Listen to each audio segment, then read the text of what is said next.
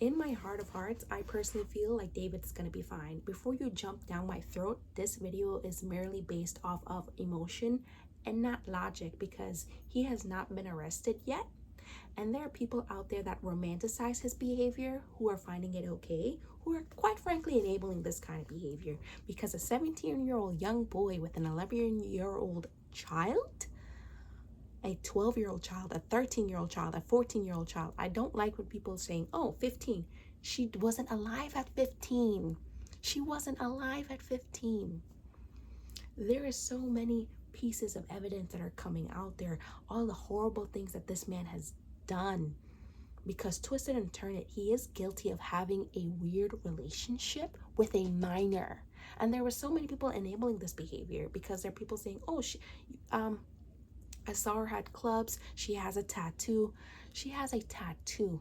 A 14-year-old girl has a tattoo. You have to be 18 to consent to that. You have to be 21 or 18 to go into certain clubs. So what does that tell you? Oh, he was getting fake IDs. There were people enabling this kind of mediocre, disgusting, vile, evil, cynical behavior. P-diddy. Everybody and their mother knew that he was beating the crap out of Cassie. But guess what? People were just like, Froop, Froop. Aaliyah, because you know what? Cassie was 19 when she met P-diddy.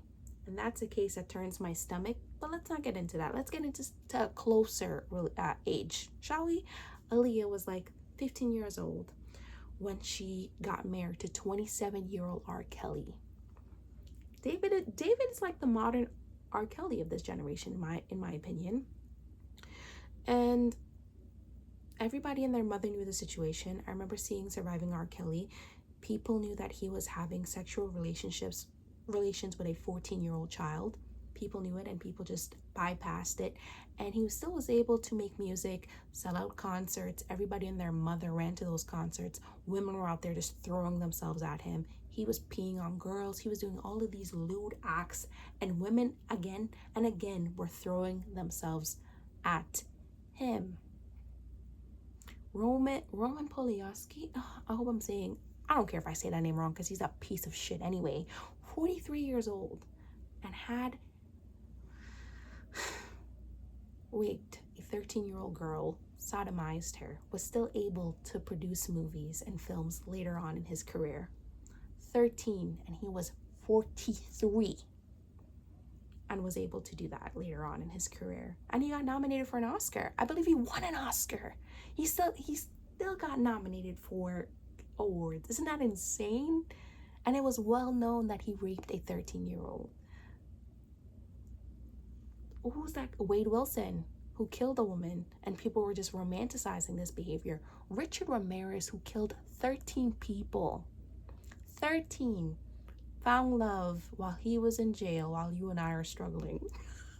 I'm laughing, but this is the world. The lack of empathy, the lack of accountability, it's disgusting, it's vile. The lack of protection young men and young women face. Aaliyah was surrounded by men who just sexualized her every single day. Who were just like, oh my God, I just want to be inside you. I don't care how old you are. Yummy. No one protected her. No one looked out for her. Because what do you mean?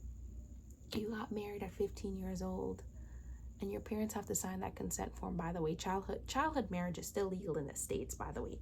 Not all states, but still in some. And her parents had to sign off on that, I'm assuming. But everybody knew the relationship she had with R. Kelly. My child, and I feel like way too many people are lenient when it comes to like Celeste's parents, because my whole personality, if my child goes missing, will be my child's missing. If I have to go to work and have to take care of my other kids on my lunch break, everybody knows that I'm going to be on TikTok screaming, where's my child? On Facebook, YouTube, everywhere you would see my face plastered for my child. I would be there begging, crying to her friends to give me something, because Celeste was missing twice, and all her mother knew was she was with a boy named David. I get that teens could be very sneaky and very willful and hide, but I'm taking your phone. I'm doing whatever it takes to protect you from yourself, because you don't know what you're doing, because guess what? You're a kid. You're a kid, and you could be 11, 12, 9, 10, whatever age, and still try to pretend that you're a woman, because girls like to say, like, you know what, I'm going to be older, I'm going to perceive myself a certain way, I'm still going to see you as a child. And when you're 18, 19, and you're able to see this is dangerous, this is not dangerous, then I'll let you go out into the world. When there are men out there that will willingly take advantage of your innocence and will snuff the light out of your eyes to fill their selfish need, and no one protects you. If anything, they shame you. They shame you, because why did you run back? Why did you go back? This poor girl, and I hate people are being like, oh my God, she didn't even live to see 15. Her birthday, September 7th. She didn't even live to see 15. She died at 14. So David, it's going to be fine. People are going to listen to Remember Me and Homicide and just listen to his music and not think about Celeste, the beautiful girl whose innocence he willingly took. No one, because again, R. Kelly was living his best life. Aaliyah died at 22. Aaliyah died at 22, and that man was living his best life, enjoying life. P-diddy was enjoying life, beating the shit out of Cassie. Everybody knew. David has so many enablers. Again, there are people out there romanticizing and justifying this behavior. There are weird, sick, satanic women and men out there that find this behavior okay. And that's the scary world we live in, where people find this behavior okay and demonize victims on a daily. Beautiful Celeste is no longer in this world. She will never make it to 15. And it just breaks my heart. And that's where we live in, that children don't get protected. Before I go, Drake Bell, quiet on set. The person was found guilty of performing sexual acts on him. And people, 42 characters wrote a letter to help Brian Peck out, and Brian Peck was still able to produce shows after.